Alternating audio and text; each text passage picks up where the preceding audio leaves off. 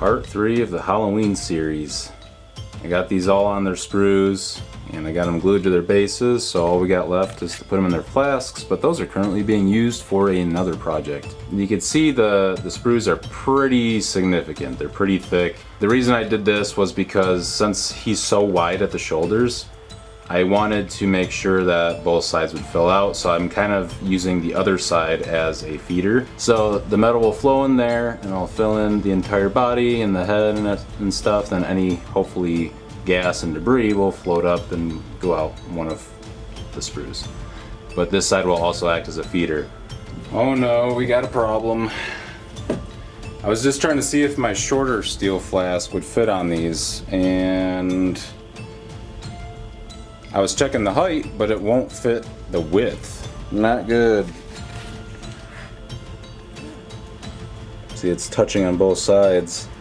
So I'm gonna have to cut those back and then re-glue where I cut and fill in the holes. Shouldn't be too hard to fix.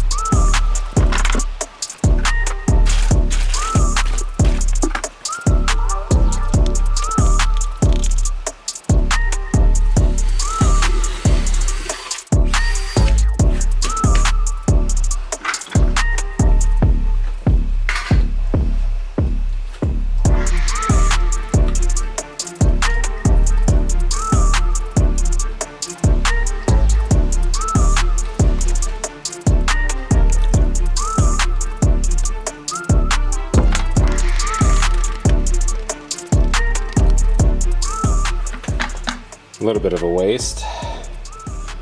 Sorry for the poor lighting. Freaking garage light turns off at the wrong time.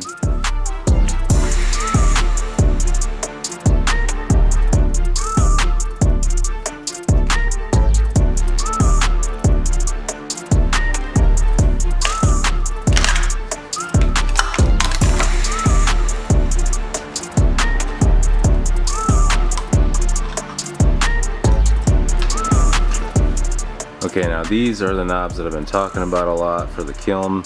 Now, the burnout schedule I'm currently doing as of my bronze testing successes that I've had is a low burnout, so like double low for about 4 hours, which is about 350 degrees. Then I'm thinking adjusting it just a little bit. So I think the bottom one will go to medium after an hour, and then the top one will go to medium after another hour. And then, I don't know, if maybe like 2 hours at that temperature, and then ramp up the bottom one to high, and then another like 4 hours or something at that temperature. So about 11 hours total, I'm thinking.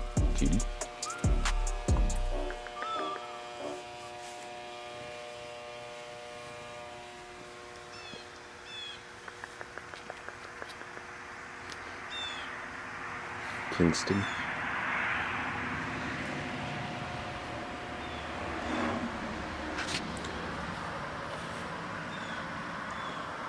Look how much cleaner the garage is looking after we got the shed in.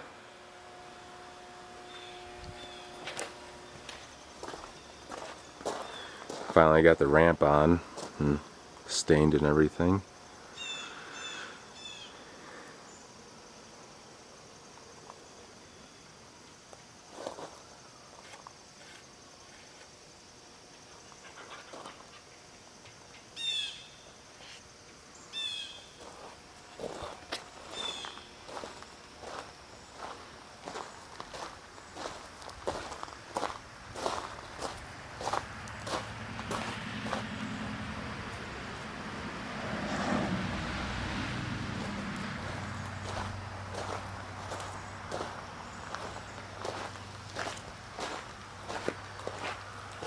Well, let's get these molds in here.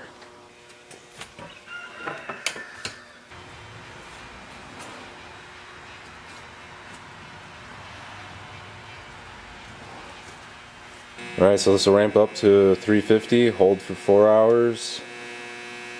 Well, the total is about 4 hours. And then over the course of 3 hours, try to ramp it up to 1350 and then hold that for about 3-4 hours. This sand plaster mixture really needs a long time at that high temperature is what I'm realizing. And then the other important thing is you have to cool your molds down after, like significantly. Like for the bronze testing I did, it was about 400 degrees, which gave me some really good casts. Okay, so I just got home. It's about a little after 2 o'clock.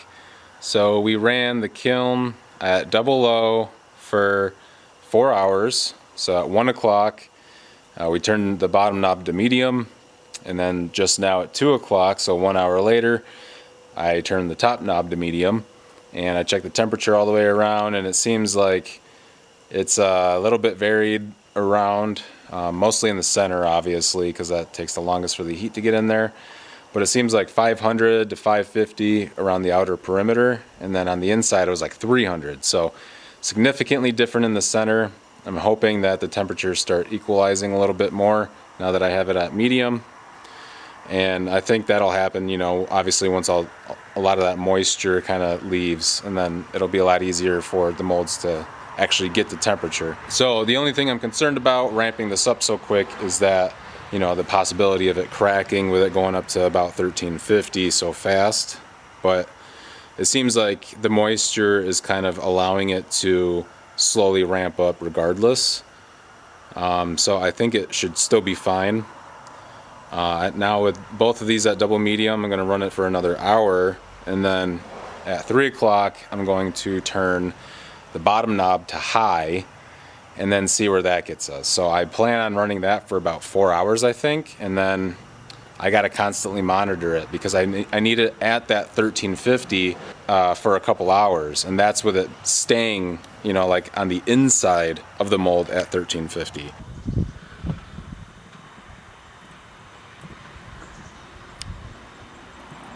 Okay, so this has only been with the bottom knob to high for an hour, and it's already over 1,000 degrees.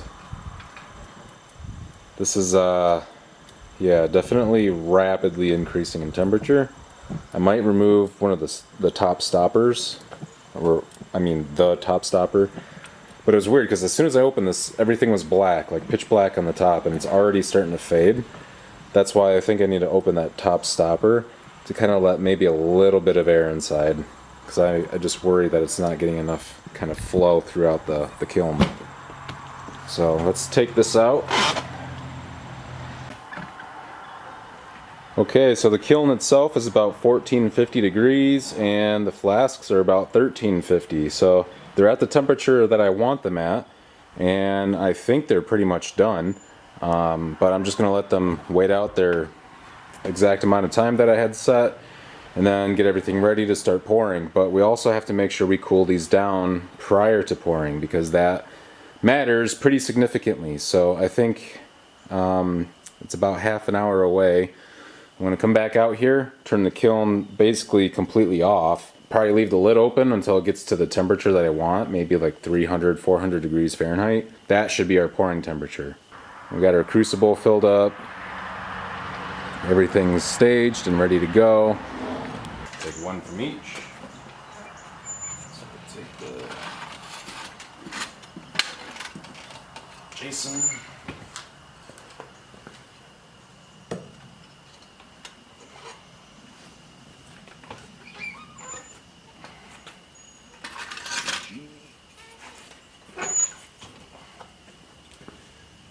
Now just looking at these, the outside of the flask also looks substantially different.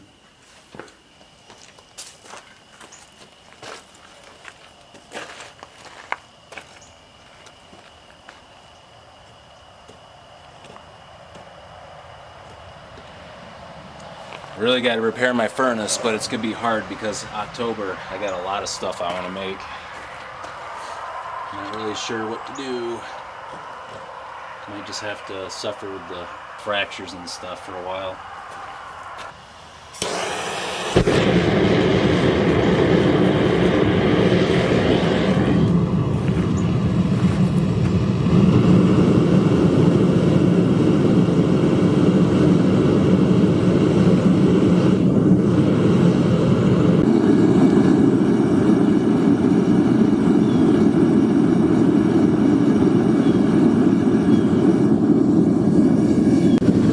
Okay, we're in the middle of melting right now, but I just wanted to point this out.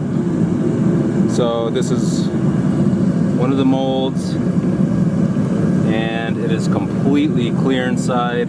You think we might have to do that longer ramp up. I still think that these are going to turn out great though, because I see like that really nice bone white color. So I took these out early to let these cool down. And one thing else I noticed too is that these completely separated from their steel backers. So I have to be really careful taking these out because they might just literally fall out of the steel flask. And I think that's because of the expansion of the metal.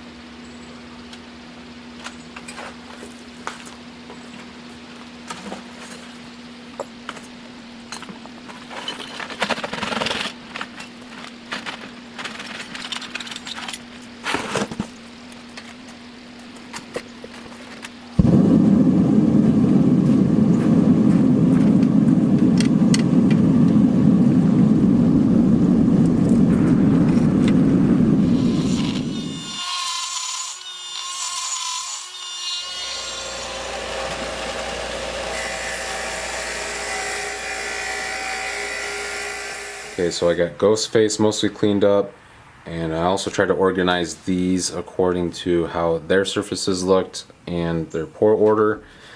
And I have that written on the bottom, and I tried not to look at the sprues and stuff as well on these to make sure I wasn't being biased. So if we look at the bottoms here, we got 1, 7, 5, and 3.